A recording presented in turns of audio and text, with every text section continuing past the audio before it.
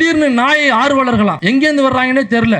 ஏண்டா நீங்க நாய் ஆர்வலர்கள், டாக் லவர்ஸ்னா அப்ப நாங்கெல்லாம் யாரா? இப்ப நாங்கெல்லாம் யாரு? இந்த நாயை காட்டுல இருந்து, அதற்கு முன்னாடி அந்த நாய் வந்து ஓநாயனுடைய இனமாக இருக்கிறது, அதை காட்டுல இருந்து இங்க கூட்டு வந்து பழக்கி ஒரு வீட்டு பிராணியாக மாத்தினது எந்த பாப்பா மாத்தினா எனக்கு தெரியல. இல்ல அக்ரகாரத்துல இருந்து இந்த ஒரு மாமி ஒண்ணு பேசினுச்சு, குலைச்சு காமிச்சிச்சு அப்படின்னா லவ் யூன்னு சொல்லுதான். அந்த நாயே ஆச்சரியப்படும். அந்த அளவுக்கு நாய் பாசையை கத்து வச்சு பேசுறாங்க. நாயை யாரும் அங்கேருந்து கூப்பிட்டு, நம்ம ஆளுக தான் நாயை அங்கேருந்து இங்கே கூப்பிட்டு வந்து, ஓனாயை கூப்பிட்டு வந்து அதை பழக்கி அதை வேறொரு இனமாக மாற்றி அதை வீட்டு பிராணியாக நமது பாதுகாவலராக மாத்தின நம்ம ஆளுக. அப்ப அதை யார் இத்தனை ஆண்டு காலமாக அதை பாதுகாத்து 2025 வரைக்கும் அந்த இனத்தை பாதுகாத்து கொண்டு வந்தது யாரு? எந்த பாப்பா கொண்டு வந்தான்? ராஜகோபாலாச்சாரி கொண்டு வந்தானா? இல்ல அதுக்கு முன்னாடி உள்ள பாப்பானுங்க ஏதாவது சங்கராச்சாரியாரு இவனுங்க ஏதாவது கொண்டு வந்தானுங்களா? கொண்டு வந்தது நாம. அதை பாதுகாத்து இன்றளவும் அதை பாதுகாத்து வைத்திருப்பது நம்மவர்கள். திடீர்னு இவனுங்க வர்றானுங்க டாக் லவர்ஸா.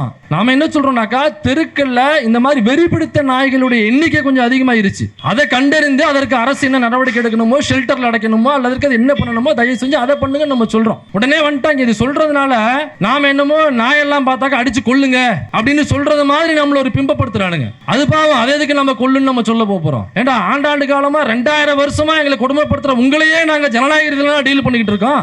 அந்த நாய்களையே நம்ம ஜனநாயக ரீதியில டீல் பண்ணிட்டு இருக்கோம். இந்த நாய் என்ன பண்ணுது பாவம்? இதை நம்ம வைக்கிறது தின்ட்டு போறது. அதை கட்டுப்படுத்துறதுக்கு அரசாங்கம் என்ன நடவடிக்கை எடுக்குதோ அதை நம்ம கட்டுப்படுறோம். அதை ஏதாவது பண்ணுங்கன்னு நம்ம சொல்றோம். இவங்க ஏன் திடீர்னு இந்த நாய்க்கு பாதுகாவலர்களாக கிளம்பி வர்றாங்கன்னு பார்த்தோம்னா, மனு தர்மத்துல அபஸ்தம ஸ்மிருதி அப்படின்னு ஒரு பகுதி இருக்கு. இந்த அபஸ்தம ஸ்மிருதியில ஒரு ஸ்லோகன் இருக்கு. அது என்ன சொல்லுதுன்னா, அதாவது பார்ப்பானாக பிறந்த ஒருவன் ஒரு பிறவியில் தொடர்ந்து 1 மாத காலம் சூத்திரன் சாப்பிடக்கூடிய உணவை உண்டால் அந்த பார்ப்பான் மறுபிறவியில் நாயாக பிறப்பான், அதிலும் தெருநாயாக பிறப்பான்னு இந்த அபஸ்தம ஸ்மிருதியில எழுதியிருக்கு. இப்ப புரியுதா உங்களுக்கு? இந்த அக்ரகாரத்துல இந்த கும்பல்லாம் மாமா மாமெல்லாம் ஏன் நாயை பாதுகாக்கணும்?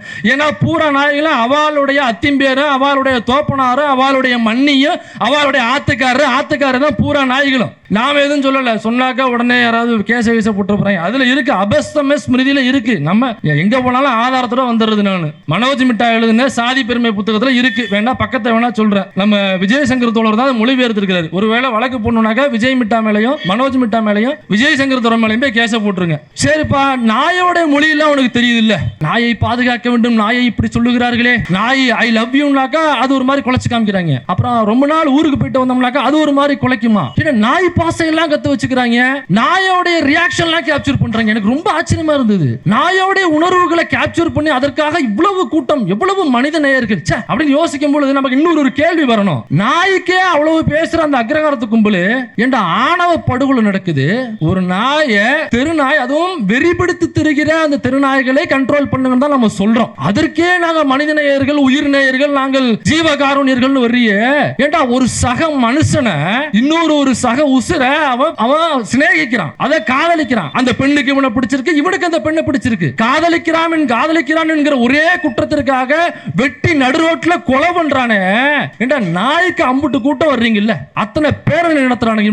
எங்க இருந்து வர்றானுங்க? இதுக்கு பேரணி போறாங்க, போராட்டமா, ஆர்ப்பாட்டமா? ஏண்டா ஒரு மனுஷன் வெட்டி கொல்லப்படுறான், அதற்கு ஏதாவது நீங்க வாய் திறந்தீங்களா? அந்த டிபேட்ல இருந்த இதையொட்டி நாய் ஆர்வலர்கள் என்கிற பெயர்ல பேட்டி கொடுத்த அந்த எந்த நாயோட மூஞ்சியாவது கவின் ஆணவ படுகொலையிலையோ அல்லது கோகுல்ராஜ் ஆணவ படுகொலையிலையோ அல்லது தொடர்ந்து இந்த சமூகத்தில் நடக்கக்கூடிய ஜாதி ஒடுக்குமுறைக்கு எதிராக எங்கேயாவது ஒரு கூட்டத்திலேயாவது, ஒரு டிபேட்லயாவது, ஒரு ஆர்ப்பாட்டம், போராட்டம், ஏதாவது ஒரு போஸ்ட் போட்டிருப்பாங்களா?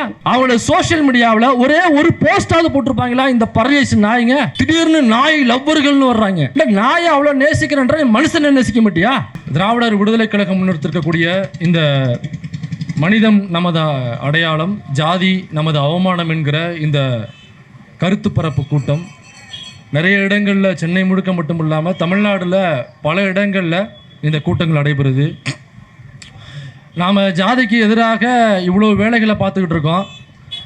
ஆனால் கூட்டணி கட்சிகளுக்குள்ளே இருக்கிற சில முற்போக்கு கட்சிகளில் இருக்கிற கட்சி தலைவர்கள் என்ன சொல்கிறாங்கன்னா, ஜாதி பிரச்சனையில், தீண்டாமை பிரச்சனையில் இந்த பெரியார் அமைப்புகள்லாம் களத்துக்கே வர்றதில்லை, இந்த திராவிடர் கழகத்திலாம் என்ன பண்ணுறாங்கன்னு தெரியல அப்படின்ற தொடர் குற்றச்சாட்டுகளை சுமத்திக்கிட்டு இருக்காங்க. அதற்கு நாம் பதில் சொல்ல வேண்டிய அவசியம் இல்லை. ஏன்னா செயல்பாடு ஒன்று தான் நம்முடைய பதிலாக இருக்க வேண்டியமே தவிர அதற்கு வார்த்தைகளால் பதில் கொடுக்க வேண்டிய அவசியம் இல்லை அப்படின்னு நான் நினைக்கிறேன். அதனால் அந்த மரியாதைக்குரிய தோழர் தயவு செய்து கட்சி ஆஃபீஸை தாண்டி வெளியில் வந்து பெரியாரி அமைப்புகள் சுயமரியாதை சார்ந்து, சமூக நீதி சார்ந்து, ஜாதிக்கு எதிராக, ஆணவ படுகொலைக்கு எதிராக என்னென்ன வேலைகளை செய்கிறார்கள் என்பதை தயவுகூர்ந்து தலைவர், அந்த கட்சியினுடைய தலைவர் தோழர் அவர்கள் பார்க்க வேண்டும் என்கிற வேண்டுகோளை இதன் மூலமாக நான் வைத்துக்கொள்ள ஆசைப்படுகிறேன். இந்த ஜாதி ஆணவ படுகொலை, கவினுடைய ஆணவ படுகொலை நடக்குது. அதை தொடர்ந்து தான் இந்த ஆணவ படுகொலைக்கு எதிராக, ஜாதிக்கு எதிராக கூட்டங்கள் பல நடத்த வேண்டும் அப்படிங்கிற இடத்துக்கே நாம் எல்லாருமே அதுக்கு முன்னாடி வேலை பார்த்துக்கிட்டு இருக்கோங்கிற வேற விஷயம். ஆனால் குறிப்பாக டார்கெட் பண்ணி ஒர்க் பண்ண ஆரம்பிச்சது அப்படிங்கிறது அதுக்கப்புறம் தான் நினைக்கிறேன். இந்த மாதிரி பல ஆணவ படுகொலைகள் தமிழ்நாட்டில் நடந்திருக்கு. கண்ணகி முருகேசன் ஆணவ படுகொலையாக இருக்கட்டும், கோகுல்ராஜ் ஆணவ படுகொலையாக இருக்கட்டும், எக்கச்சக்கமான ஆணவ படுகொலைகள் நடந்தேறி இருக்கிறது. இந்த ஆணவ படுகொலைகளை செய்கிற மனிதர்களை ஒரு ஜாதி வெறி பிடித்த நாய்கள் என்று தான் சொல்ல வேண்டும். ஜாதி வெறி பிடித்த நாய்கள். ஏன்னா இப்போ நாயின்னு சொன்னோடனே அது எப்படி நாயை நீ சொல்லுவேன்னு சொல்லிட்டு மயிலாப்பூர்லேருந்து சில நாய்கள், அக்ரகாரத்துலேருந்து சில நாய்கள் டக்குன்னு கிளம்பி வந்துடுதுங்க.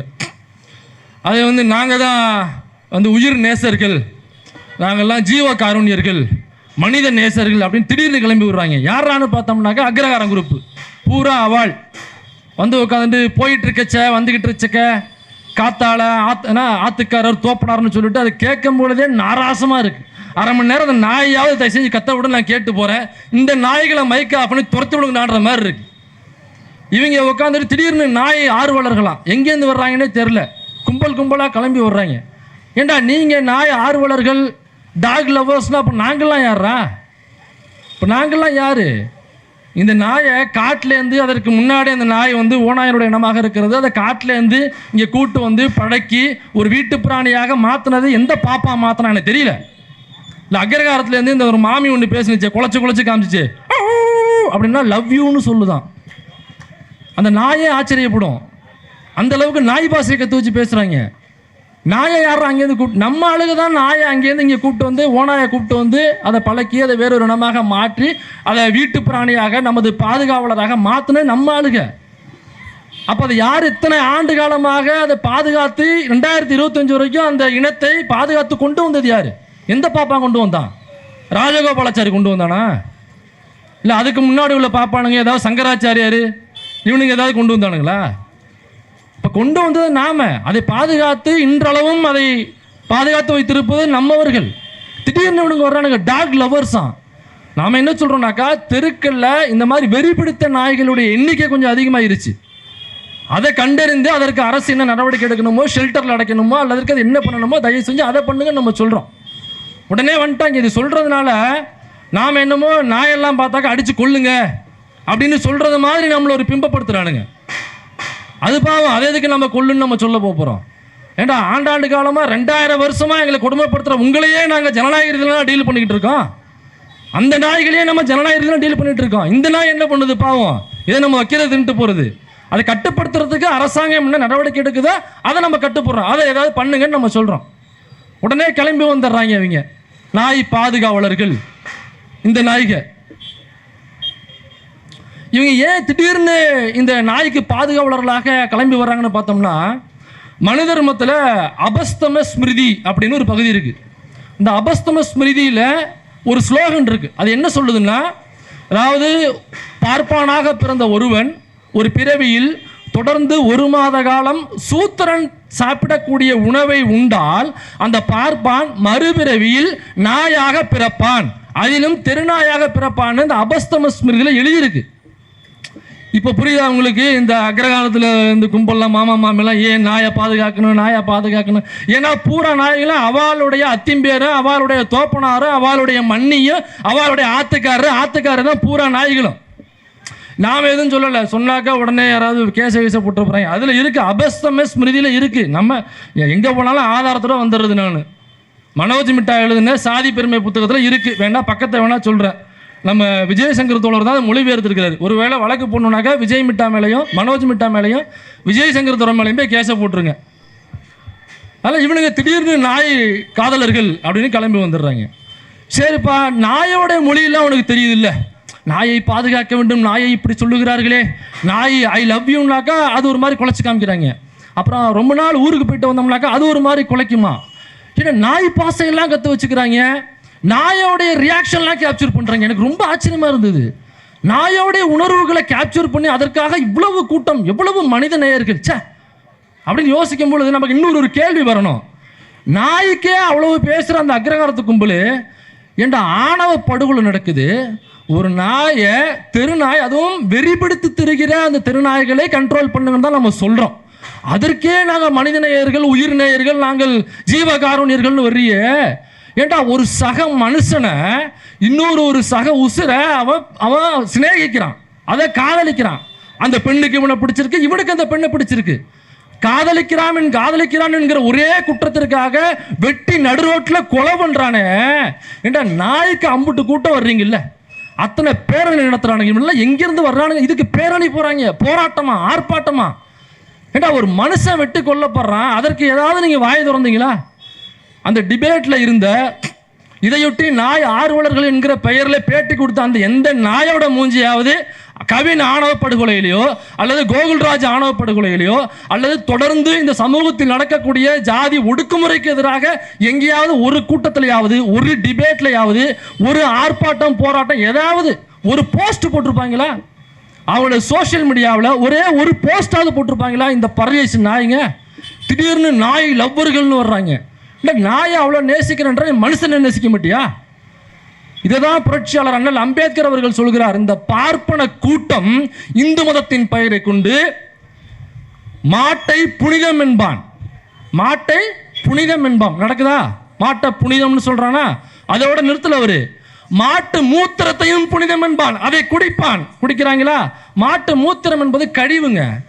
இப்போ நாம சாப்பிட்றோம், தண்ணி குடிக்கிறோம், இயற்கை உபாதையா நம்ம சிறுநீர் கழிக்கிறோம்ல, அதை எவனாவது குடிப்பானா? ஒரு பிரைம் மினிஸ்டர் ஒருத்தன் குடிச்சிருக்கான் இந்தியாவில். ஒரு சங்கி, முன்னாள் சங்கி ஒன்று குடிச்சிருக்கு. மனுஷ மூத்திரத்தை குடிச்சு அது அமெரிக்காவில் போய் சொல்லிட்டு வந்துச்சு அந்த சங்கி. அது வேற கதை, அந்த டாப்பிக்கை மாற்ற வேண்டாம். நம்ம யாராவது நம்ம சிறுநீரை குடிப்போமா? யோசிச்சு பாருங்க. மனுஷ மூத்திரத்தை, அது மனுஷ மூத்திரம் எப்படியோ அதே மாதிரி தான் மாட்டு மூத்திரம், மாட்டினுடைய கழிவு, மாட்டினுடைய சிறுநீர். அந்த மாட்டினுடைய சிறுநீரை பிடிச்சி டவராக அடிக்கிறானுங்க. கேட்டா புனிதம்ங்கிறானுங்க. அதை தான் இப்போ அம்பேத்கர் சொன்னார். மாட்டை புனிதம் என்பான், மாட்டு மூத்திரத்தையும் புனிதம் என்பான், மாட்டு சாணியையும் புனிதம் என்பான். அதில் தான் பிள்ளையார் குடிப்பாங்க, பார்த்துருக்கீங்களா? புனிதம் பாங்க. சாணியை கரைச்சி விட்டு முழுகுவாங்க, அது வேறு. அப்போ மாட்டை புனிதம் என்பான், மாட்டு சிறுநீரை புனிதம் என்பான், மாட்டினுடைய கழிவையும் புனிதம் என்பான். ஆனால் மனிதனை மட்டும் தீட்டு என்பான். மாடு வரலாம், வீடு கட்டுவாங்க, மாட்டை உள்ள கொண்டு போவாங்க. அதே ஊரில் இருக்கிற ஒரு சக மனுஷன், பட்டியல் சமூகத்தை சேர்ந்த சக மனுஷனை வீட்டுக்குள்ள விட மாட்டான். ஏண்டா அந்த மாடு போகுது, உன் வீட்டுக்குள்ள நாய் போகுது, நரி போகுது, இதெல்லாம் போகுது, கோழி போகுது, இதெல்லாம் உள்ள போகுது. ஏண்டா மனுஷன் தானடா அவன். ஒரு சக மனுஷனை உள்ள போட மாட்டேங்கிறான். இந்த பார்ப்பன கும்பல் நாய்க்கு வக்காலத்து வாங்கிட்டு வந்த அந்த பார்ப்பன கும்பல் நாயை வீட்டுக்குள்ள விடும், பசுமாட்டை வீட்டுக்குள்ள விடும். ஆனால் மனிதர்களை வீட்டுக்குள்ள விட மாட்டானுங்க. ஏன்னா சூத்திரன்னு சொல்லுவானுங்க. இது எனக்கே நடந்துச்சு. நான் ஒரு ஓபிசி கம்யூனிட்டியை சார்ந்தவன். இதை நான் பெருமைக்காகலாம் சொல்லலை. பெரியார் அம்பேத்கரை படித்த யாரும் சாதியை பெருமைக்காக சொல்ல மாட்டார்கள். நான் ஏன் சொல்கிறேன்னாக்கா, என்ன மாதிரி யாரோ ஓபிசியில் ஒருத்தவன் இதை பார்த்துட்டு அப்போ சாதிக்கு எதிராக பேசுகிறவன் ஷெட்யூல் காஸ்ட் மட்டும் இல்லை, இப்போ பிசி எம்பிசிலையும் ஜாதிக்கு எதிராக பேசுகிறானாக்கா, அப்போ இந்த ஜாதி என்பது பிசி எம்பிசிக்கும் எதிரானதுன்னு ஒரு 4 மரமண்டைக்கு புரியுங்கிறதுக்காக தான் மேடைக்கு மேடம் நான் அதை சொல்லிக்கிட்டு இருக்கேன். நான் எங்கள் ஊரில் 2 பாப்பா வீடு தான் இருந்துச்சு. அவனும் காலி பண்ணி விரட்டி விட்டாங்க. இப்போ அவனும் இல்லை எங்கள் ஊருக்குள்ள கிராமத்தில். இப்போ அந்த ஒரு பாப்பா வீட்டில் உள்ள அவங்க அந்த அந்த வீட்டில் உள்ள ஒரு குழந்தை வந்து என் கூட படிச்சிச்சு. எங்கள் வீட்டில் உள்ள பார்ப்பனர் வீடு இது. அந்த வீட்டில் நான் எப்போவும் போய் உட்காந்து பேசிக்கிட்டு இருப்பாங்க. வீட்டுக்குள்ளே நாங்கள் போக மாட்டோம். அது ஏதோ ஒரு மனத்தடையாகவே இருந்து போச்சு. அந்த ஹால் வராண்டாவில் ஒரு பெஞ்ச் இருக்கும், அதில் உட்காந்து பேசிக்கிட்டு இருப்போம். அந்த குழந்தைங்க 2-3 பேர் உட்காந்து பேசிக்கிட்டு இருப்போம். இது வழக்கமாக நாங்கள் பண்ணுற ஆக்டிவிட்டி. ஒரு நாள் நான் என்ன பண்ணேன், அதே மாதிரி பேசிட்டு வந்துட்டேன். திரும்ப நான் கொண்டு போன துண்டை அங்கே வச்சுட்டு வந்துட்டேன், மறந்துட்டு வந்துட்டேன். பக்கத்தில் எடுத்துகிட்டு வரலாமேன்ட்டு திரும்ப போகிறேன். அந்த பெஞ்சு மேலே தண்ணி தெளித்து வச்சுருந்தாங்க.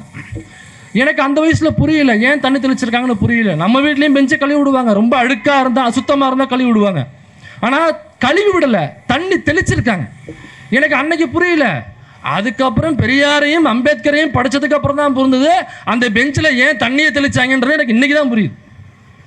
அப்போ நான் வேணா சொல்லிக்கலாம், அல்லது என்னுடைய ஜாதியில் பிறந்தவங்க நான் இவன், நான் அவன், நான் ஒரு ஆண்ட பரம்பரை, மன்னர் பரம்பரை, ராஜராஜ சோழனே என் கசின் பிரதர் தான், பாண்டிய மன்னர்கள்லாம் எங்கள் பல்லாங்குழி விளையாட வருவாங்க எங்கள் வீட்டுக்கு, இப்படி எதை கதை வேணாலும் அடிச்சு விடலாம். நாங்கள் காலையில் ஆஃபீஸுக்கு போகிறதே பைக்கில் போக மாட்டோம், டக்குடின்னு நாங்கள் குதிரையில் தான் போவோம் அப்படின்னு நீ என்ன வேணாலும் அடிச்சு விட்டுக்கலாம். ஆனால் பாப்பா உன்னை என்னவாங்க பார்க்குறான்? உன்னை தீட்டு என்கிறான், உன்னை கீழ் சாதி என்கிறான், உன்னை சூத்திரன் என்கிறான். நீ ஆண்ட பரம்பரை மன்னர் பரம்பரைங்கிறான். ஆனால் அவன் உன்னை சூத்திரன் தான் சொல்கிறான். சூத்திரன்னா என்ன? சூத்திரன்னா என்ன? பெரியார் தான் சொல்லுவார்.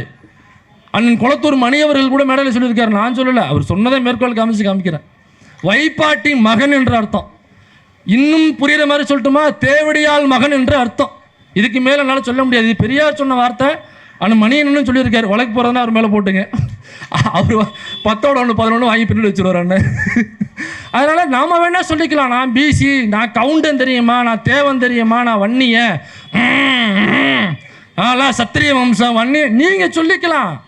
பாப்பா அவனை என்னவாங்க பார்க்குறான்? சூத்திரன் என்று பார்க்கிறான். இப்போ ஜாதிக்கு எதிராக பேச வந்தோம்னா என்ன தெரியுமா நினச்சிக்கிறானுங்க? சாதிக்கு எதிராக பேசுகிறானாக்கா இவன் ஷெட்யூல்டு காஸ்டாக தான் இருக்க முடியும். அதுலேயும் குறிப்பாக பறையராக இருக்கலாம், அல்லது தேவேந்திரகுல வேளாளராக இருக்கலாம், அருந்ததிராக இருக்கலாம். ஏன்னாக்கா இந்த வர்ணாசிரமம், இந்த ஜாதி செட்டப் அப்படிங்கிறது ஷெட்யூல்டு காஸ்டை சார்ந்தவர்களுக்கு மட்டும்தான். அது எந்த விதத்திலும் அனுகூலத்தை தரவில்லை, லாபத்தை தரவில்லை. பிசி எம்பிசிகளுக்கு பிறவியிலேயே நான் வெளியில் போய் என் ஜாதியை சொல்லி பெருமையாக பேசிக்கலாம், நான் இவன்டா நான் அவன்டான்னு ஜாதி பேரை சொல்லிக்கலாம். ஆனால் ஒரு பட்டியல் சமூகத்தை சார்ந்தவரால் அப்படி சொல்ல முடியாது, சொல்ல இயலாது. ஏன்னா அந்த சாதி இந்த சமூகத்தில் இழிவாக புகட்டப்பட்டிருக்கிறது.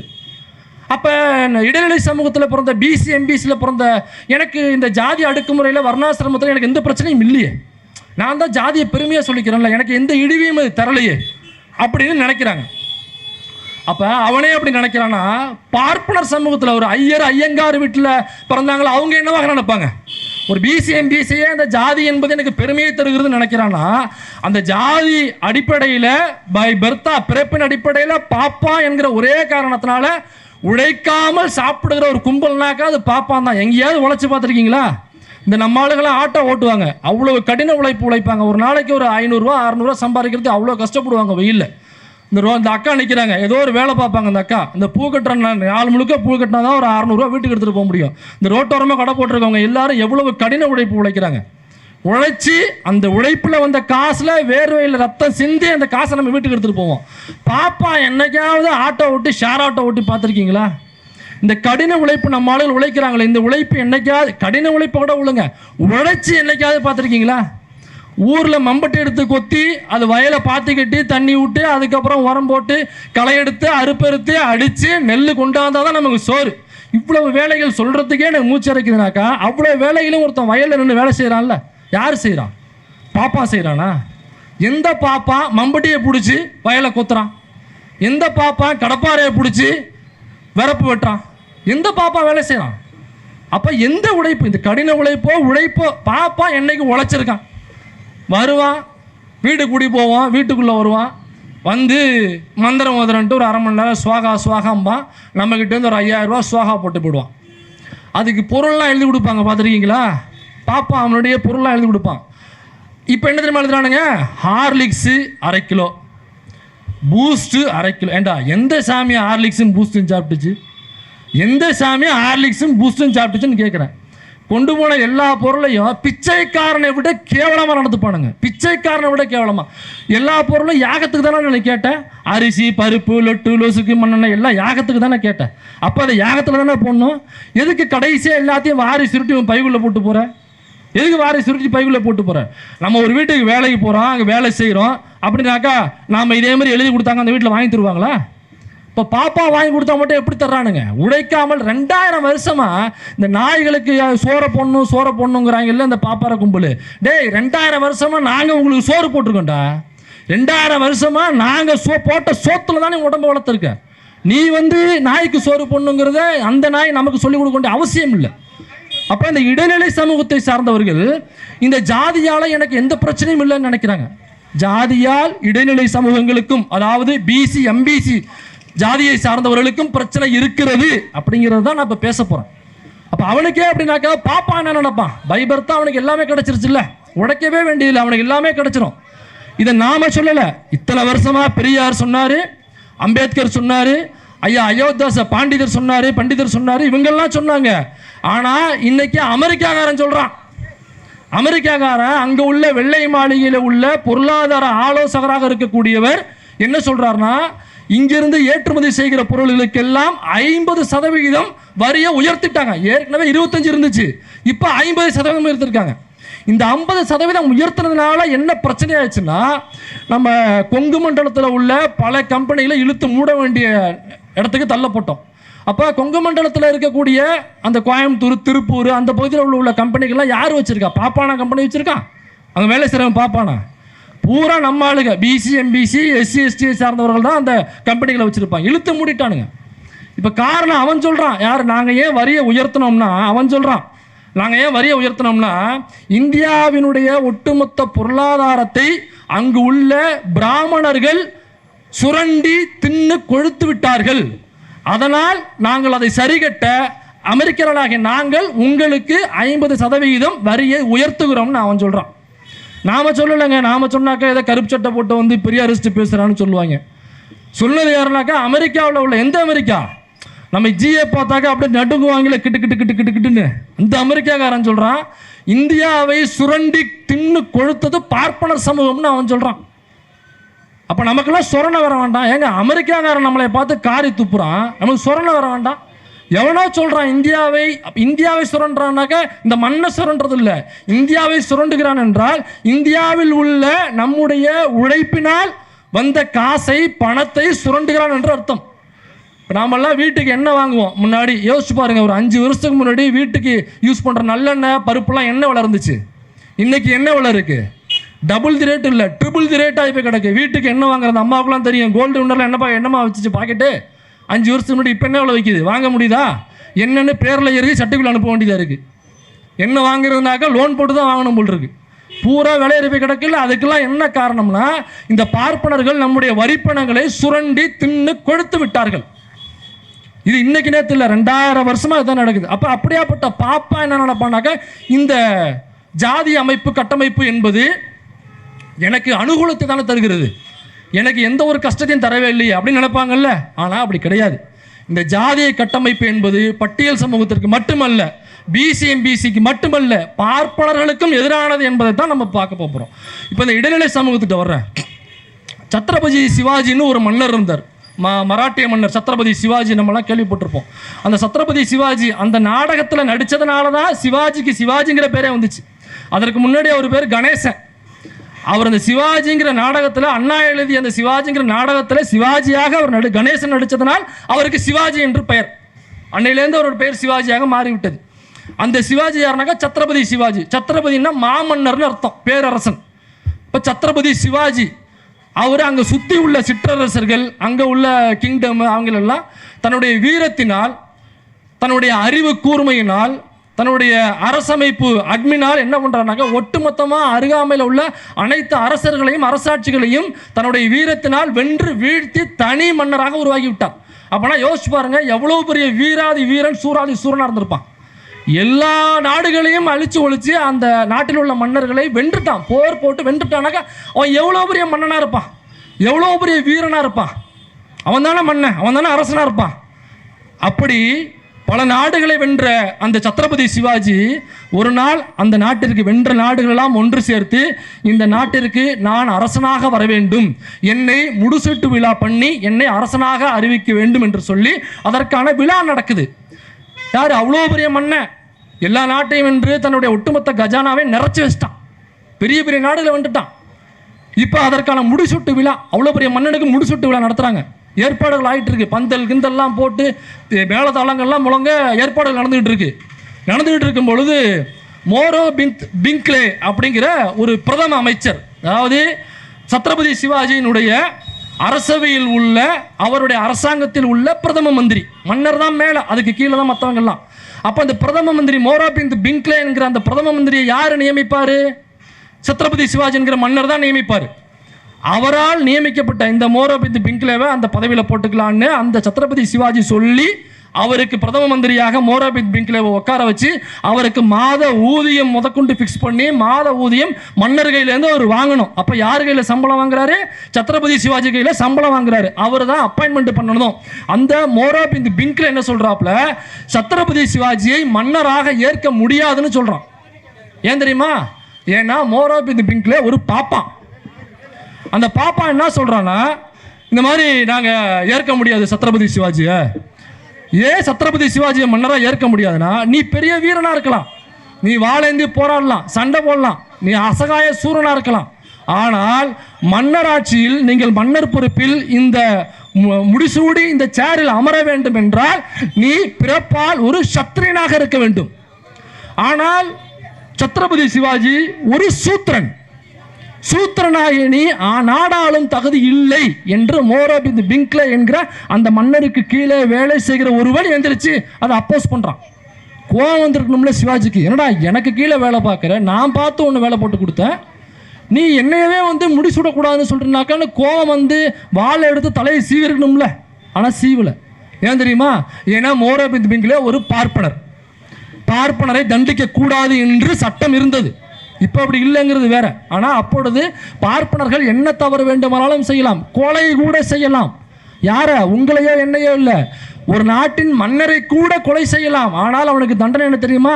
ஒரு மன்னரே கொலை செஞ்சாலும் கூட இந்த புறங்கையில் இருக்கிற முடியை லைட்டாக வலிச்சு விட்டு அவனுக்கு பொண்ணும் பொருளும் கொடுத்து ஊரை விட்டு வெளியில் போய் ட்ராப் பண்ணிட்டு வரணும். ஒரு ஓலை கேப் புக் பண்ணி கொடுத்து அவர் ட்ராப் லொகேஷன் போட்டு அனுப்பிச்சு விடணும் அவரை. இதுதான் அதிகபட்சமான தண்டனை. அதனால தான் சத்ரபதி சிவாஜி என்கிற மன்னருக்கு கீழே வேலை செய்கிற அந்த பிரதம மந்திரியாக இருக்கக்கூடிய மோரோபிந்த் பிங்க்லே என்கிற அந்த பார்ப்பான் சத்ரபதி சிவாஜியை நீ மன்னராக முடியாது என்று சொல்லும் பொழுது ஒன்றுமே செய்ய முடியாத கையறு நிலை நிற்கிறான். அவ்வளவு பெரிய வீராதி வீரன்.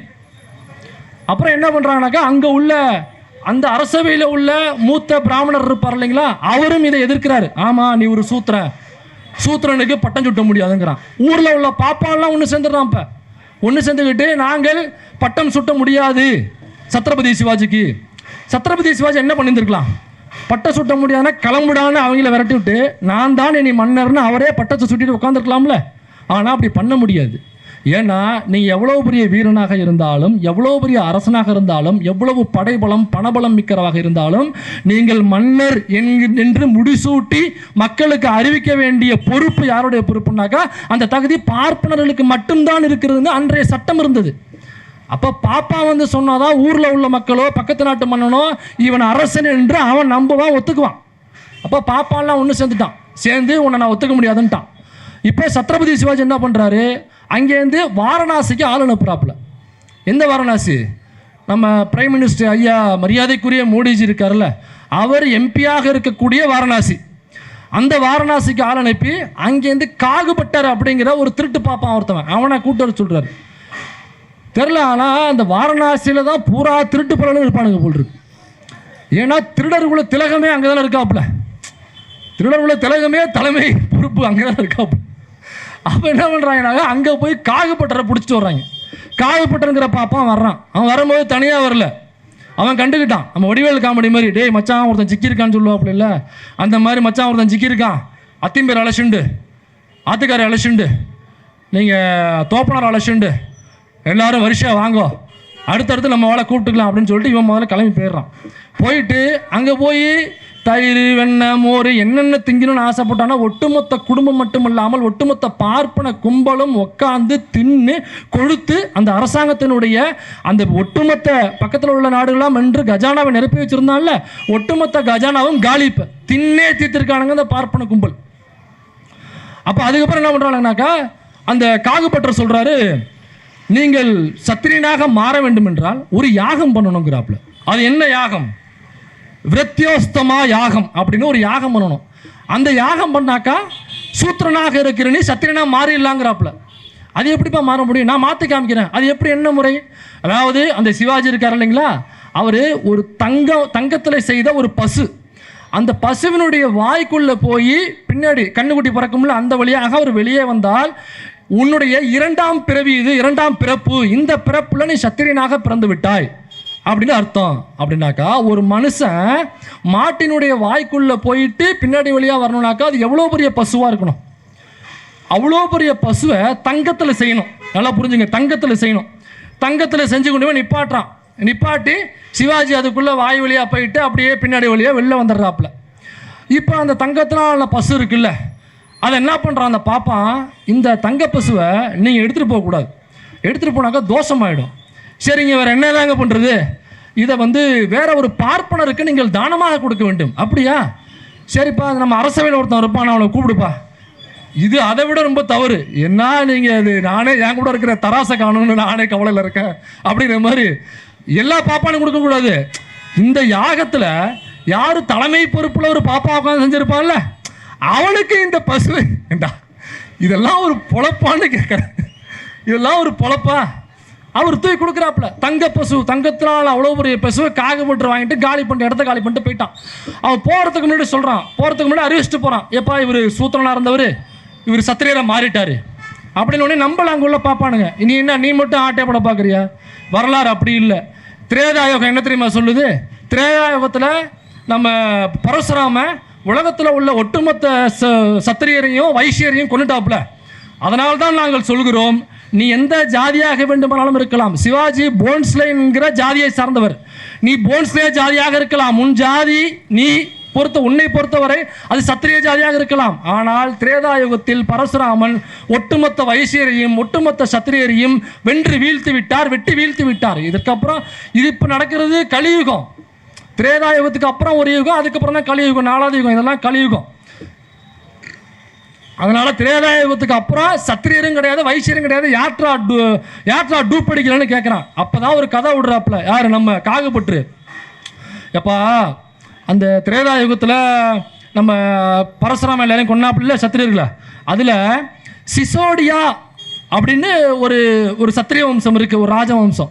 நீங்கள் இந்த டெல்லியில் கூட மணி சிசோடியான்னு ஒரு மினிஸ்டரை கைது பண்ணாங்க. ஸோ அந்த சிசோடியா என்பது ஒரு ஓபிசி வகுப்பை சார்ந்தது. அவர் சத்திரிய வம்சத்தை சார்ந்தவர்கள். அந்த சிசோடியாங்கிற ஒரு ஜாதியை மட்டும் பரசுராமன் கொல்ல மறண்டாப்புல. அதனால் அந்த ஜாதியில் உள்ள சில பேர் மட்டும் அப்போ அவர் விட்டு போயிட்டாப்புல, மறண்டு போயிட்டாப்புல, டைம் இல்லை அவருக்கு. அந்த ஜாதியின் வழியாக வந்த அந்த பரம்பரையினுடைய தொடர்ச்சி நீட்சியாக அதனுடைய ஒரு உட்பிரிவு தான் இந்த போன்ஸ்லே என்கிற ராஜ வம்சம் அப்படின்ட்டான். இப்போ இந்த மாதிரி பாப்பானுங்க சொல்கிற கதை இருக்குல்ல, இதுக்கு எதுவுமே அவங்கள்ட்ட ஆதாரம் இருக்காது. எந்த நீதிமன்றமும் ஆதாரத்தையும் கேட்காது. அது மட்டும் இல்லை, யாருமே அவங்ககிட்ட ஆதாரத்தையே கேட்க மாட்டானுங்க. வாய்க்கு வந்தது வரலாறுன்னு அடிச்சுட்டு போடுவானுங்க. இப்படி அவன் சொன்னோடனே அதுக்கப்புறம் அந்த பாப்பானுங்களாம் வர வழி இல்லாமல் தலையாட்டி ஆமாம் ஆமான்னு சொல்லி ஒத்துக்கிட்டானுங்க. அதுக்கப்புறம் சூத்திரனாக இருந்த அந்த வீர சிவாஜி சத்திரியனாக அந்த விரத்தியோஸ்தமா என்கிற அந்த யாகத்தை செய்ததுக்கப்புறம் அவன் அதுக்கப்புறம் தான் அரசனாக முடிச்சுடுகிறான். இதுக்கு இடையில என்ன நடந்ததுனாக்கா, அந்த ஒட்டுமொத்த கஜானாவையும் இந்த யாகம் பண்ணணும் அந்த யாகம் பண்ணணும்னு அந்த காகுபட்டு அடித்து காலி பண்ணி ஒட்டுமொத்தமாக வாரணாசி கொண்டு போய் அவன் பெரிய வணிகராகவும் அவன் பெரிய பணக்காரனும் ஆயிட்டான். இதெல்லாம் யோசிச்சு பாருங்க, எவ்வளோ பெரிய மண்ணை எவ்வளோ பெரிய வீரர்களோட சண்டை போட்டிருப்பான். எதிர்த்து நின்று ஒத்தைக்கு ஒத்த அந்த காகுபற்றாலையோ அல்லது அந்த மோரோபந்து பிங்க்லேங்கிற அந்த பிரதம மந்திரி அவன் அமைச்சரவையில் இருந்த அவனாலேயோ ஒத்தைக்கு ஒத்த வீர சிவாஜியை எதிர்கொண்டு நின்றுக்க முடியுமா? வாளை கையிலேந்தி முடியாது. அவ்வளோ பெரிய மன்னன், அவ்வளோ பெரிய மன்னன். நீ சும்மா ஊருக்குள்ள ஆண்ட பரம்பரை, நான் மன்னர் பரம்பரைன்னு சும்மா சுற்றிட்டு திரியிற. சிவாஜி உண்மையிலேயே மன்னர் பரம்பரை, அவன் உண்மையிலேயே மன்னர், அவன் உண்மையிலேயே அரசர், அவன் உண்மையிலேயே ராஜபரம்பரையை சார்ந்தவன். உண்மையிலேயே ராஜபரம்பரையை சார்ந்தவனாக இருக்கக்கூடிய வீர சிவாஜியையே இந்த பாப்பானுங்க தூக்கி ஏப்ப நீ சூத்திரப்பயடா வைப்பாட்டிக்கு பிறந்தவன்னு சொல்லானுங்க. அப்படியாப்பட்ட இந்த பாப்பானுங்க வீர சிவாஜியை சொன்னவனுங்க நம்மளையெல்லாம் என்னன்னு சொல்லுவானுங்க? நீ சத்திரிய, நான் வந்து இந்த ஜாதி அந்த ஜாதி, நான் ஆண்ட பரம்பரை மன்னர் பரம்பரைன்னா பாப்பா ஒத்துப்பானா? அவ்வளோ பெரிய அரசனையே ஒத்துக்காதவன் நம்ம ஆண்டியா? அரசனையே ஒத்துக்காதவன் தினக்கூலியாக இருக்கக்கூடிய ஆண்டியாக இருக்கக்கூடிய சென்ட்ரிங் வேலை போயிட்டு ஆண்ட பரம்பரை ரீல்ஸ் போட்டுட்டு இருக்கான். பின்னாடி அங்கே இவர் நம்ம மேஸ்திரி நின்று தள்ள தட்டுறாப்ல, மூட்டை தூக்காம இருக்கு, இங்கே என்ன பண்ணிட்டு இருக்குன்னு ஆண்ட பரம்பரை ரீல்ஸ் போட்டுட்டு இருக்கான். உண்மையிலே ஆண்ட பரம்பரையே இந்த பாப்பானுங்க சூத்திரப்ப வைப்பாட்டி மக தேவடியாள் மகள்னு சொல்றானுங்கனாக்கா நம்மளையெல்லாம் கால் கட்ட விரல்ல உள்ள மசருக்கு கூட மதிக்க மாட்டான். நீ சொல்லிட்டு தெரியல ஆண்ட பரம்பரை மன்னர் பரம்பரை. அப்ப நம்ம யாரை எதிர்க்கணும்? நம்மளை யார் இழிவுபடுத்துவது? நம்மளுடைய உரிமைகளை பறித்தது யார்? எந்த கும்பல்? இந்த காகப்பற்ற கும்பலும் மோரோபந்த் பிங்க்லே போன்ற இந்த பார்ப்பன கும்பலும் தானே நம்மளை இழிவு செய்தது. பிறப்பால் இவன் இழிவு என்று சொல்றது யார்? யாராவது பட்டியல் சமூகத்தை சார்ந்தவர்கள் யாராவது பாருங்க, இந்த இவனுங்கெல்லாம் வந்து சூத்திரன், இவனுங்கெல்லாம் வந்து தவறான வழியில் பிறந்தவனுங்க, இவனுங்கெல்லாம் மன்னராக கூடாதுன்னு எந்த பட்டியல் சமூகத்தில் பிறந்த தலைவராவது அல்லது எந்த பட்டியல் சமூகத்தை சேர்ந்த சகோதரனாவது, எந்த பட்டியல் சமூகத்தை சேர்ந்த நம்முடைய ரத்த உறவாவது யாராவது பேசியிருப்பாங்களா? இல்லை வரலாறுல இன்னைக்கு, நேற்றுக்கு, முந்தானத்து என்னைக்காவது பேசியிருப்பாங்களா? அப்படி எந்த விதத்திலும் நம்ம இழிவுபடுத்தாத பட்டியல் சமூகத்தை சார்ந்தவர்களை நீ எதிரின்னு சொல்ற, அவன் வீட்டை போய் கொளுத்துற, அவங்களுடைய பொருளாதாரத்தை சேதப்படுத்துற. ஆனால் உன்னை தினம் தினம் இழிவு செய்து கொண்டிருக்கிற, ஆண்டாண்டு காலமாக 2000 ஆண்டு காலமாக உன்னை சூத்திரன், தேவடியால் மகன், உன்னை வைப்பாட்டிக்கு பிறந்தவன் என்று இழிவுபடுத்துகிற அந்த கும்பலை நீ எதுவும் பண்ண மாட்டேங்கிற. அந்த கும்பல்கிட்ட மட்டும் நம்ம அம்மாவை பார்த்த எடப்பாடி மாதிரி நீ படுக்க குனிஞ்சிடுற, டக்குன்னு குனிஞ்சிடுற. ஆள் எங்கடான்னு பார்த்தோம்னாக்க தரையோட தரையாக போயிட்டு இருக்காப்புல. அந்த மாதிரி ஆயிடுறானுங்க. பாப்பானை பார்த்தா மட்டும் கிடுகிடுன்னு ஆயிடுறானுங்க. உன்னை இழிவுபடுத்துறவனா அவனை நெஞ்சு நிமித்தி கேள்வி கேட்டாலே நீ உண்மையான ஆண்ட பரம்பரை, உண்மையான மன்னர் பரம்பரை, உண்மையிலே உனக்கு அப்போதானே வீரம் இருக்குன்னு அர்த்தம். எதுவுமே செய்யாத சொந்த ரத்த உறவாக இருக்கக்கூடிய, சகோதரனாக தோளோடு தோல் கொடுக்கக்கூடிய, சொந்த ஊரில் இருக்கக்கூடிய ஒரு மனுஷனை பார்த்து நீ இவன் எதிரின்னு சொல்றியோ, உனக்கு என்ன அறிவு இருக்குன்னு கேட்குறேன். உன்னுடைய எதிரி யாருன்னு முதல்ல நீ தெரிஞ்சுக்காம நீ என்ன இலவை இங்கே பண்ணி கிழிக்க போகிற? இப்போ வீர சிவாஜி விடுங்க, அடுத்தது வீர சிவாஜிக்கு அடுத்தது அவருடைய பையன், அதாவது இவருக்கு அப்புறம் 3வது சிவாஜி வர்றாப்புல. இது 1, அடுத்த 2, அடுத்த 3வது சிவாஜி. மூன்றாம் சிவாஜி வரும் பொழுது அவருக்கு குழந்தைகள் இல்லை, ஆண் வாரிசு இல்லை. அப்போ என்ன பண்ணுறாங்க, ஒருத்தரை தத்தெடுக்கிறாங்க. அவர் பேர் வந்து யஷ்வந்த் ராவ் என்கிற 10 வயது சிறுவனை தத்தெடுக்கிறார்கள். அதே சிவாஜியினுடைய ஆட்சியின் கீழ் உள்ள ஒரு ஆளுநர், அவருடைய பேர் அப்பா சாஹிப் காத்தே, அவருடைய பையன்தான் இந்த யஷ்வந்த் ராவ் அப்படிங்கிற பையனை 10 வயதில் தத்தெடுக்கிறாங்க. தத்தெடுத்து அவருக்கு முடிசூட்டு விழா நடக்குது. 1884 கோல்காப்பூர் அரண்மனையில் முடிசூட்டு விழா நடக்குது. முடிசூட்டும் பொழுது யஷ்வந்த் ராவினுடைய பெயர் மாற்றப்படுகிறது. அப்படி மாற்றப்பட்ட பெயர் தான் சாகு மகராஜ். இந்த சாகு மகராஜ் தான் வீர சிவாஜியின் தொடர்ச்சியாக வருகிறார். இந்த சாகு மகராஜ் 10 வயதில் 1884 பொறுப்பேற்கிற. 10 வயது பையனுக்கு எதுவும் தெரியாது இல்லையா, சும்மா முடிச்சுட்டு உட்கார வச்சுட்டு மற்ற வேலைகளை ஆட்சியை செய்வது யாருனாக்கா அங்கே உள்ள பார்ப்பன கும்பல், அவங்க தான் எல்லா இடத்துல உட்காந்துருக்கானுங்க, அவனுங்க ஆட்சியை செய்கிறானுங்க. இப்போ ஆட்சியை செய்யும் பொழுது சாகு மகராஜ் வளர்றாப்புல தன்னுடைய 20வது வயதில் சாகு மகராஜ், எப்பா நீங்களாம் யாருப்பா, நாங்கள் தாங்க ஆட்சியை பார்த்துக்கிட்டு இருக்கோம், நான் வளர்ந்துட்டேன், அதனால் நான் மேஜர் ஆகிட்டேன், அதனால் நீங்களாம் குண்டாரத்தை காலி பண்ணுங்க, நான் பார்த்துக்கிறேன் அப்படின்னு அவர் ஆட்சியில் போகிறாப்புல. 20 வயதில் ஆட்சி பொறுப்பை ஏற்கிறார் சாகு மகராஜ். சாகு மகராஜ் என்ன பண்ணுறாப்புல, ஆட்சி பொறுப்பை ஏற்று 1894 ஆட்சி பொறுப்பை ஏற்று செய்த முதல் நடவடிக்கை என்ன தெரியுமா, அந்த அரசாங்கத்தில் வேலை செய்த மிக உயரிய பொறுப்பில் இருந்த ஒரு பார்ப்பனர், அந்த பார்ப்பனரை வேலையை விட்டு அனுப்பிட்டு பாஸ்கர் விதோஜி ஜதாவ் என்கிற பார்ப்பனர் அல்லாத பிற்படுத்தப்பட்ட சமூகத்தை சார்ந்த ஒருத்தரை அந்த பொறுப்பில் உட்கார வைக்கிறாப்புல. இப்போ அந்த வேலையை விட்டு தூக்கினாலும் அந்த பாப்பா என்ன சொல்கிறான், என்னை எப்படி வேலையை விட்டு தூக்கலான்னு கேட்குறான்.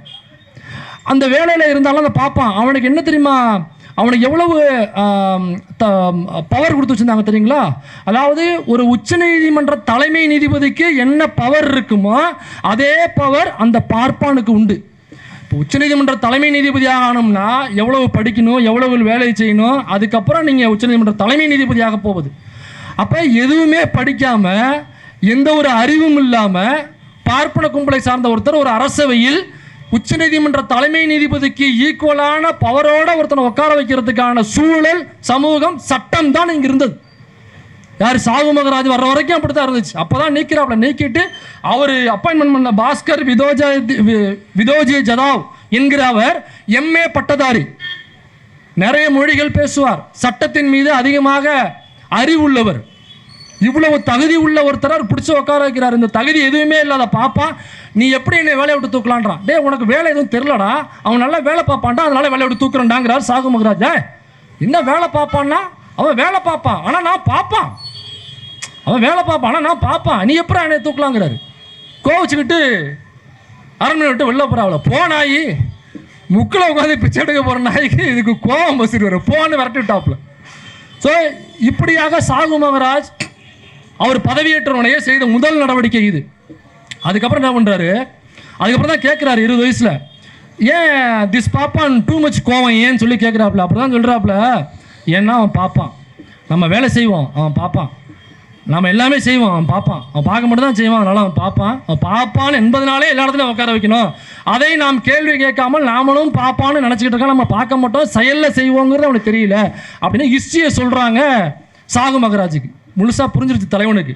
அடுத்தது ஒரு அமாவாசை நாளில், சித்திரை அமாவாசை அன்னைக்கு அவர் திதி கொடுக்கறதுக்காக அந்த ஆற்றோர கரைக்கு போகிறாரு. அவர் ஆளுகைக்கு கீழே உள்ள கோல்காப்பூரில் உள்ள ஆற்றங்கரைக்கு போகிறாரு. அங்கே ஒரு பாப்பா உட்காந்துருக்கான், திதி கொடுக்கறதுக்கு வந்த பாப்பா. யார்? மன்னருக்கு. சாகு மகாராஜன் மன்னர் அவருடைய மூதாதையர்களுக்கு திதி கொடுக்க போகிறாரு. அப்போ மந்திரம் ஓதும் பொழுது மந்திரத்தில் 2 டைப் ஆஃப் மந்திரம் இருக்குது. ஒன்று வேத மந்திரம். அந்த வேத மந்திரம் யாருக்காகனா, நான் விரல் காமிக்கிறதுல உங்களுக்கு புரிஞ்சிருக்கும்னு நினைக்கிறேன். புரியலனாக்கா அது திரும்ப ப்ளே பண்ணி பார்த்துங்க. அந்த வேத மந்திரம் வந்து உயர்குடி என்று சொல்லப்படுகிற அந்த பார்ப்பனர்களுக்கானது வேத மந்திரம். 2வது மந்திரம் நம்மளை மாதிரி சூத்திரவாளுக்கு இவங்களுக்கு ஓதக்கூடிய மந்திரம். இப்போ இந்த மன்னர் வந்து உயர்குடி என்று சாகு மகாராஜன் நினச்சிட்டு இருக்காரு. ஆனால் அங்கே வேதம் ஓதும் பொழுது அவருக்கான வேத மந்திரத்தை ஓதலை. அவருக்கு ஓதப்பட்டது புராண மந்திரம். அதாவது கீழ்சாதி என்று சொல்லப்படுகிற அல்லது இழிபிறவி என்று சொல்லப்படுகிற சமூகத்தை சார்ந்தவர்களுக்காக ஓதப்பட வேண்டிய மந்திரம் புராண மந்திரம் என்று தனியாக வச்சிருக்கானுங்க பாப்பானுங்க. அந்த மந்திரத்தை அந்த நாட்டினுடைய மன்னருக்கு ஓதிக்கிட்டு இருக்கான். பக்கத்தில் உள்ள அவருடைய ஃப்ரெண்டு, அவர் சாஸ்திரி, அவரும் பார்ப்பனர் தான். அவர் காதை அவர் ஓதிட்டாப்ல. ப்ரோ, இவன் ஓதுறது வேத மந்திரம் இல்லை, இவன் புராண மந்திரத்தை ஓதுறான், he is fraud I think. So நீங்கள் கொஞ்சம் டேஞ்சரஸான பொசிஷனில் இருக்கீங்க நினைக்கிறேன். உங்களுக்கு அப்படின்னா என்ன ப்ரோ, என்ன புராண மந்திரம்னா? ஒன்றும் இல்லை, உங்களை தேவடியாமன்னு சொல்கிறான்னு சொல்லிட்டாப்புல. இதுக்கு அர்த்தம் அதுதான் சொல்லிட்டாப்புல. உங்களை வைப்பாட்டி மகன் என்று அவன் சொல்லுகிறான், உங்களுடைய பிறப்பு இழி பிறப்பு என்று அவன் சொல்லுகிறான், அதற்காக ஓதக்கூடிய மந்திரத்தை அவன் ஓதிக்கொண்டிருக்கிறான் யுவர் ஆனர் அப்படின்னு அவர் காதில் ஓதிட்டாப்புல. நம்மளால கடுப்பாயிட்டாப்புல. ஏந்திரிச்சு, யோ நீ ஏன் வேத மந்திரம் ஓதாமல் இதையும் ஓதிட்டு இருக்குன்னு கேட்டவனே, யோ நீ சத்திரியம் கிடையாது, நீ சூத்திரன். டேய், நான் இந்த நாட்டு மன்னன்டா, இந்த நாட்டுக்கு அரசன், நான் தான் உனக்கு படி இழக்கிறவன். நான் படி இழந்தாதான் உன் வீட்டில் அடுப்பெரியும், இல்லைனாக்கா பூனைக்குட்டி தான் படுத்துங்கும். டேய், என்னை பார்த்து டேய் நான் சத்திரியன்டாங்கிற. டே, சத்திரியன்லாம் திரேதா யுகத்திலே அழிஞ்சு போட்டான், திரும்ப பழைய கதையை கொண்டு வர்றாங்க. அடுத்த முடிவு என்ன பண்ணுறாருனாக்கா, எப்பா இவனை ஊருக்குள்ளே யாரும் இவனை வச்சு எந்த நிகழ்ச்சிகளும் நடத்தப்படாது அப்படின்னு சொல்லி விரட்டி விட்றாப்புல. விரட்டி விட்டுட்டு அடுத்து என்ன தெரியுமா பண்ணுறாப்புல? அடுத்து பண்ணதான் மிக முக்கியமான விஷயம். அப்போ ஒரு மன்னராகிய எனக்கே இந்த நாட்டில் இவ்வளவு ஜாதிய ஒடுக்குமுறை நடக்குதுன்னா, அப்போ உழைக்கும் மக்களாகிய இந்த பைக்கில் போகிறவங்க, நிற்கிறவங்க, போகிறவங்க, இந்த உழைக்கக்கூடிய இந்த மக்களுக்கு இந்த நாட்டில் இந்த பார்ப்பனர்களால் எவ்வளவு ஜாதிய ஒடுக்குமுறை நடக்கும். ஐயோ, அப்போ இவனுக்கு ரொம்ப டேஞ்சரஸ்ன்னு அவர் அங்கே உணர்றார். எங்கே உணர்றாருன்னா, அவருடைய சுயமரியாதைக்கு ஒரு இழுக்கு ஏற்படும் பொழுது சுயமரியாதையை உணர்கிறார். அதனால் அவர் ஆஹா இவனுங்க தான் தே ஆர் ஆல்சோ டேஞ்சரஸ் அப்படின்னு அவர் நினைக்கிறார். அப்போ என்ன தேவை நமக்கு? நம்ம உணரணும், நம்ம அடிமைன்னு உணரணும், நம்மளை இழிபிறவின்னு சொல்கிறாங்கிறத உணரணும்னாக்கா முதல்ல சுயமரியாதை வேண்டும். ஒருவேளை இந்த மாதிரியான சம்பவங்கள் சாகு மகாராஜ் வாழ்க்கையில் நடக்கலைன்னா அவருக்கு எதுவுமே தெரிஞ்சிருக்காது. அவருக்கு சுயமரியாதை இருந்ததுனால தான் ஒரு இழிபிறவி என்று இந்த பாப்பா சொல்கிறாங்கிற சுயமரியாதையிலேருந்து ஒரு கேள்வி கேட்குறாரு. அப்போ நமக்கெல்லாம் என்ன வேணும்னா முதல்ல சுயமரியாதை வேணும். இருந்தாதான் நம்மளை அவன் என்னவாக சொல்லுகிறான் என்கிற சூடு சொரணை சுயமரியாதை நமக்கு வரும். அப்படி இல்லைன்னாக்கா சீமான் மேல் பெஞ்ச மலை மாதிரி நம்ம பாட்டுக்கே போக வேண்டியதுதான். எச்ராஜா மாதிரி ஒரு சொரணக்கட்ட ஜென்மமாக தெரிய வேண்டியதுதான். அப்படியாப்பட்ட ஒரு பிறவி நமக்கு தேவையா? தேவையில்லை. அப்போ சுயமரியாதையோட யோசிக்கணும். அதுக்கப்புறம் என்ன பண்ணுறார் சாகு மகாராஜ்? அவருடைய ஆளுகைக்கு கீழே உள்ள கல்லூரிகளை போய் செக் பண்ணுறாரு. அந்த கல்லூரிகளில் முழுக்க பாப்பானா உட்காந்துருக்கான். ஸ்டாஃபும் பார்ப்பான், படிக்கிற பசங்களும் பார்ப்பான். அப்போ கேட்குறாரு, நான் பிராமின்ஸ் படிக்கக்கூடாதுன்னு ஏதாவது சட்டம் இருக்கா எனக்கு தெரியாமல்? இல்லை, அப்படி இல்லைங்களே. அப்புறம் ஏன் நான் பிராமின்ஸ் வரல? வந்திருக்காங்க. இவனுங்க பண்ண டார்ச்சர் இருக்குல்ல, இந்த பார்ப்பன வாத்தியார்கள், இந்த பார்ப்பன ஸ்டூடெண்ட்ஸ் பண்ண டார்ச்சர் இருக்குல்ல, இந்த டார்ச்சரில் இந்த ஜாதிய ஒடுக்குமுறையில் அவங்க தாங்க முடியாமல், பொறுக்க முடியாமல், படிக்காமல் அவங்க பாதியிலேயே டிஸ்கண்டினியூ போட்டு போயிட்டாங்க. அப்போ தான் முடிவு பண்ணுறாரு, ரைட்டு அப்போ இவங்களுக்கு தனியாக ஒரு காலேஜை ஓப்பன் பண்ணுன்னு ஒரு பார்ப்பனர் அல்ல, அதாவது பிற்படுத்தப்பட்ட சமூகங்கள் மட்டும் பயன்படுத்தக்கூடிய மாணவர் விடுதிகளை உருவாக்குறார். அதுக்கப்புறம் பார்த்தோம்னாக்கா நம்ம ஆளுங்க கடையாக போய் சேர்ந்து படிக்க ஆரம்பிச்சிட்டானுங்க. இதில் இன்ட்ரெஸ்டான சாகு மகாராஜ் அவருடைய ஆளுகைக்குள்ள கோல்காப்பூரில் மட்டும் ஏறக்குறைய 300க்கும் மேற்பட்ட பிற்படுத்தப்பட்டவர்கள் படிக்கக்கூடிய கல்லூரிகளையும் மாணவர் விடுதிகளையும் நிறுவுகிறார். பிற்படுத்தப்பட்ட வகுப்புன்னோனையே பிசி எம்பிசின்னு நினச்சிக்கப்படாது. PC MBC SC ST also பிற்படுத்தப்பட்டவர்கள் தான். சட்டமும் அதான் சொல்லுது, சாகு மகாராஜும் அதான் சொன்னார். பிற்படுத்தப்பட்ட சமூகம் நம்ம என்ன நினச்சிக்கிறோம்னா பிசி எம்பிசி மட்டும்தான் பிற்படுத்தப்பட்ட சமூகம், எம்பிசி மிகவும் பிற்படுத்தப்பட்ட சமூகம். ஷெட்யூல்டு காஸ்ட்னாக்கா அது வேற அப்படின்னு நினச்சிட்டு இருக்கோம். நாம் எல்லோருமே பிற்படுத்தப்பட்ட சமூகம் தான். சாகு மகராஜ் தெளிவாக சொல்கிறாப்புல, நான் இடஒதுக்கீட்டில் பிற்படுத்தப்பட்டவர்கள் என்று சொல்லுகிற ஒவ்வொரு இடமும் பார்ப்பனர், மன்னர்கள், அப்புறம் பார்ஷி, இந்த மூன்றும் இல்லாத எல்லோருமே பிற்படுத்தப்பட்டவர்கள் சொல்கிறார். அப்போ அதில் யார் யார் வர்றாங்கன்னா பிசி வர்றான், எம்பிசி வர்றான், எஸ்டி வர்றான், எஸ்சி, இவங்க எல்லாருமே பிற்படுத்தப்பட்டவர்களாக தான் சாகு மகராஜ் பார்த்தார். தந்தை பெரியாரும் அவ்வாறு தான் பார்த்தார். புரட்சியாளர் அண்ணல் அம்பேத்கர் அவர்களும் சட்டத்தில் இடஒதுக்கீட்டில் அப்படித்தான் எழுதி வைத்திருக்கிறார். அதனால தான் ஓபிசி அதர் பேக்வர்டு கிளாஸ்னு போட்டார். அப்போ பேக்வர்டு கிளாஸ்னு ஏற்கனவே ஒன்று இருக்குது, அதை தான் ஷெட்யூல் பண்ணியிருக்காரு. ஷெட்யூல்டு காஸ்ட், ஷெட்யூல்டுனாக வகைப்படுத்தப்பட்டது, வகைப்படுத்தப்பட்ட பிற்படுத்தப்பட்ட சமூகத்தை சார்ந்தவர்கள். அப்போ இவங்களை வகைப்படுத்தலை, அதனால் அதர் பேக்வர்டு கிளாஸ்னு போட்டிருக்காரு. இதை சாகு மகராஜ் அன்னைக்கே ரொம்ப தெளிவாக இதை சட்டத்திலே எழுதி வச்சிருக்காரு. இதுக்கப்புறம் சாகு மகராஜ் 1902 லண்டன் போறார். எதுக்கு லண்டன் போறாருன்னா, அங்கே உள்ள ஒரு மன்னருக்கு முடிசூட்டு விழா. ஆமாம், எட்வர்டு, ஆமாம், 7ஆம் எட்வர்டுன்னு லண்டனில் அந்த மன்னருக்கு 1902 முடிசூட்டு விழா. அந்த முடிசூட்டு விழாவுக்கு போன சாகு மகராஜ் லண்டனில் இருந்து கொண்டே ஒரு ஜிஓவை பாஸ் பண்ணுறார் கோல்காப்பூருக்கு. அதாவது இனிமேல் கோல்காப்பூரில் 50% எல்லாத்துலேயும், படிப்புலையாக இருக்கட்டும், வேலை வாய்ப்புகளையாக இருக்கட்டும், 50% பிற்படுத்தப்பட்டவர்களுக்கு இடஒதுக்கீடு என்பதனை ஜிஓவாக பாஸ் பண்ணுறார். இந்தியாவிலேயே முதல் முறையாக பிற்படுத்தப்பட்ட மக்களுக்கு, அதாவது பார்ப்பனர் அல்லாத மக்களுக்கு முதல் முறையாக ரிசர்வேஷன் கொடுத்தது சாகு மகராஜனுடைய ஆட்சி. இதுதான் வரலாறு. சாகு மகராஜா முதல்ல பிற்படுத்தப்பட்டவங்களுக்கு 50% இடஒதுக்கீட்டை உறுதிப்படுத்துறாரு. அதுலேயும் இன்னொரு சிறப்பு கவனிங்க, ஒருபடி மேலே போறாரு.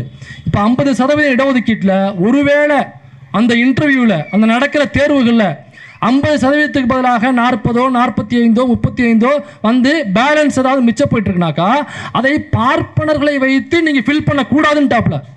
அது எவ்வளவு எம்டியாக இருக்கு அப்படியே விட்டுரு, அடுத்த வருஷம் போடுவில்ல 50+5 55 போட்டுட்டாப்ல. அப்போ அதில் முழுக்க பார்ப்பனர் அல்லாதவர்கள் தான் வரணுங்கிறது ரொம்ப தெளிவாக இருந்திருக்காப்ல. பாப்பா 50% இருக்கு, நீ படித்த எக்ஸாம் எழுதி அதில் போய்க்கின்ட்டாப்ல. 50% பார்ப்பனர் இல்லாதவர்களுக்கு என்று கொண்டு வந்தவர் சாகு மகராஜ் அவர்கள். இந்த சாகு மகராஜ் தான் அந்த முதல்ல ஒரு பாப்பானை விரட்டினாப்புல இல்லை, அந்த வேலைக்கு அவர் வந்து 20வது வயதில் ஆட்சி பொறுப்பெடுத்தோடனே அந்த பாப்பா ஒரு சவால் வர்றான். சாகு மகராஜ் ஒரு சூத்திரன், அது அவங்க அப்பாவுக்கு எடுத்தாங்கல்ல தாத்தாவுக்கு, அதே ஃபார்முலாவை இவனும் எடுக்கிறான். அப்போ அவன் சொல்கிறான், சரிடா நான் சத்திரியனா எப்படா மாறுறதுன்னு அவர் கேட்குறாரு. நீ போயிட்டு நம்ம கோல்காப்பூரில் உள்ள சங்கராச்சாரியர் மடம் இருக்குல்ல, அதில் உள்ள சங்கராச்சாரியார் உன்னை சத்திரியர் என்று அவர் ஒப்புக்கொள்ள வேண்டும், அதை வாங்கிட்டு வா. அதுக்கப்புறம் இந்த அரண்மனையில் உள்ள மூத்த பிராமணனாகிய நான் உன்னை சத்திரியன் என்று ஒப்புக்கொண்டு மக்களிடம் அறிவிக்கிறேன் அப்படின்னு சொல்கிறார். அப்போ அந்த பாப்பானை தான் முதல்ல வேலை விட்டு அனுப்புகிறாப்புல வந்தவனே. அதுக்கப்புறம் தலைவனை ரிவெஞ்ச் பாருங்க, யார்கிட்ட வாங்க சொன்ன சர்டிஃபிகேட்டு? சங்கராச்சாரியாரா, விட்றா வண்டியை அப்படின்னு வண்டியை சங்கராச்சாரிய மடத்துக்கு விட்றாப்புல. போய் கணக்கு வழக்குகளை காமிங்க அப்படின்னு சொல்லி கேட்குறாப்புல. கேட்டோடனே கணக்கு வழக்கில் காமிக்கிறாங்க. அதாவது அந்த சங்கராச்சாரியர் மடத்துக்கு சொந்தமான தங்கம், வெள்ளி, வைரம், வைடூரியம், பட்டு, பணம், நிலம், இது எல்லாத்தையும் அந்த பாப்பா சங்கராச்சாரியர் என்ன பண்ணியிருக்கான்னா அவனுடைய சொந்தக்காரர்களுக்கு, அவனுடைய அண்ணன் பையனுக்கு, தம்பி பையனுக்கு, அவனது போனது வந்தது எந்தெந்த வீட்டில் பூந்தாலும் எல்லார் வீட்டுக்கும் இந்த சொத்தை எழுதி வச்சுருக்காங்க. இதை கண்டுபிடிக்கிறாரு சாகு மகராஜ். கணக்கு வழக்கு கேட்டு இவன் பக்கா ஃப்ராடாக இருக்கான், அதனால் இவனை வேலையை விட்டு தூக்குங்கன்ட்டாப்புல. ஏங்க வேலையை விட்டு தூக்கு, அவன் சங்கராச்சாரியாருங்க, எந்த சாரியார் தானே அடித்து விரட்டான்ட்டாப்புல. சங்கராச்சாரியார் அந்த மதம் சார்ந்த அதிகாரங்கள் எல்லாம் பறித்து கொண்டு அதிகாரமற்ற ஒரு ஒரு பொது மனிதனாக அவன் இனி சங்கராச்சாரியர் கிடையாது என்று அறிவித்து மடத்திலேருந்து கழுத்தை பிடிச்சி வெளில தள்ளாங்க. முத்து படத்தில் ரஜினியை தள்ளுவாங்கள்ல, அந்த மாதிரி விடுகதையான்னு வெளில பண்ணிக்கிறாப்புல. பாட்டு தான் குறைச்சவனுக்கு கிளம்புன்னு பட்டக்ஸினால மிதியை மிதிச்சு வெளில தள்ளிட்டாப்புல சங்கராச்சாரியார். இந்த சங்கராச்சாரியாரும் சாகு மகராஜ் முதலில் அரண்மனையிலிருந்து வெளியேற்றிய பாப்பா இருக்கான் பாருங்க, இவங்க 2 பேரும் சேர்ந்துக்கிட்டு மகாராஷ்டிராவில் மிகப்பெரிய பிரச்சாரத்தை பண்ணுறானுங்க சாகு மகராஜுக்கு எதிராக. சாகு மகராஜ் சத்திரியன் இல்லை, அவன் ஒரு சூத்திரன், அவன் மன்னன் கிடையாது என்று அங்கே உள்ள பார்ப்பனர்களிடம் ஆதரவு திரட்டுறாங்க. அங்கே உள்ள பாப்பானுக்கு சாகு மகராஜ் போய் தெரிஞ்சிருக்கு. அதனால் ஈஸ் வெரி டேஞ்சரஸ் ஃபெல்லோ, அவங்ககிட்ட நாங்கள் வரமாட்டோம் அவன் முன்னாடி போட்டு பின்னாடி பெட்டெக்ஸில் மிதிக்கிற ஆள். அதனால் நாங்கள் வந்துட்டு வச்சுக்க மாட்டோம். எதாக இருந்தாலும் நாங்கள் வந்தோன்னா கேங் வார் ஆகிடும், அது வேறு பிரச்சனை ஆகிடும். அதனால் நீயாச்சு சாகு மகராஜ்னு சொல்லி விரட்டி விட்டாங்க. இப்போ அந்த ஊர் முழுக்க ஆதரவு திரட்டி ஆதரவு எதுவும் கிடைக்காத நிலையில் அந்த சங்கராச்சாரியார், அதாவது இந்த சாகு மகராஜை சத்திரியர் என்று அந்த சங்கராச்சாரம் ஒத்துக்கொண்டால்தான் நான் உனக்கு முடிசூட்டுவேன் என்று சொன்னான் இல்லையா, அந்த அதே சங்கராச்சாரியார் மன்னர் கோரிக்கை வைக்காமலேயே நேரடியாக வந்து, யுவரானர் என்னை மன்னித்து விடுங்கள், நான் தெரியாமல் உங்களுக்கு எதிராக பேசிட்டேன், அதனால் திரும்பவும் என்னை அந்த மடத்தினுடைய அதிபதியாக உட்கார வையுங்கள், உங்களுக்கு என்ன செய்ய வேண்டுமோ நான் சொல்கிறேன் என்று சொல்லிவிட்டு திரும்ப மக்களை பார்த்து, மக்களே இவர் சூத்திரன் கிடையாது, இவர் சத்திரியர் என்று அதே சங்கராச்சாரியர் வாயால் சொல்ல வச்சவர் தான் சாகு மகராஜ். அப்போ எவ்வளோ பெரிய ரிவெஞ்ச் பாருங்கள். இல்லை அவ்வளோ பெரிய மண்ணை என்னை நீ வந்து இடிபிறவின்னு சொல்லுவேன், தகுதி இல்லாதவன்னு சொல்லுவேன், அதை நான் பார்த்துட்டு சும்மா இருக்கணுமா என்று அன்று அவ்வாறு கூறிய அந்த பார்ப்பான்களுக்கு எதிராக ரிவெஞ்ச் எடுத்து திரும்ப அதே பாப்பானை கொண்டு வந்து காலில் விட வச்சவர் சாகு மகராஜ். இதே சாகு மகராஜ் தான் தாழ்த்தப்பட்டவர்கள் மாநாடு நடக்குது டெக்கானில், அந்த மாநாட்டுக்கு போகிறாரு. புரட்சியாளர் அண்ணல் அம்பேத்கர் அவர்கள் தலைமையில் அது நடக்குது. அண்ணல் அம்பேத்கர் அவர்கள் வெளிநாடு சென்று படிப்பதற்கு உதவி செய்தவர் அதே சாகு மகராஜ். புரட்சியாளர் அண்ணல் அம்பேத்கர் அவரை இறுதி வரை மக்களுடைய பிரதிநிதியாக எல்லா இடத்திலும் பேசியவர் சாகு மகராஜ். அந்த மாநாட்டில் போய் பேசுகிறாப்புல, உங்களுடைய ஒரே பாதுகாவலர், உங்களுக்கான ஒரே மீட்பர் இந்த டாக்டர் அம்பேத்கர் அவர்கள் மட்டும்தான், நீங்கள் தயவு செய்து அம்பேத்கரின் பின்னாடி எல்லோரும் செல்லுங்கள் என்று சொன்னார் சாகு மகராஜ் அவர்கள். அப்போ எவ்வளோ பெரிய மன்னனாக இருந்தாலும் சரி, நீ ஆண்ட பரம்பரை மன்னர் பரம்பரை என்று சொன்னாலும் சரி, பார்ப்பான் உன்னை சூத்திரன் என்று தான் சொல்கிறான். அப்போ இந்த ஜாதிய கட்டமைப்பு என்பது ஏதோ பட்டியல் சமூக மக்களுக்கு மட்டும் எதிரானது என்று இல்லை. இடைநிலை சமூகமான பிசி எம்பிசியில் உள்ள ஆண்ட பரம்பரை மன்னர் பரம்பரைன்னு சொல்கிற ஒவ்வொருத்தனையும் இந்த ஜாதிய கட்டமைப்பு வர்ணாசிரம கட்டமைப்பு உன்னை மனுதர்மம் என்ன சொல்கிறது என்றால் உன்னை சூத்திரன், அதாவது இழிபிறவி என்றுதான் சொல்லுகிறது என்பதை புரிந்து கொள்ள வேண்டும். இதற்கு மேலே மழை வந்துருச்சு, அதனால் மழையில் நினைஞ்சிட்டே பேசுகிறதுக்கு நான் ஒன்றும் சீமான் கிடையாது, சளி பிடிச்சிரும், நம்ம சாதாரண மனுஷன். அதனால் இந்த ஆமக்குஞ்சு வேற நேற்று டி நகரில் ஏதோ வந்து படுத்து புரண்டு அழுதுச்சுன்னு கேள்விப்பட்டேன்.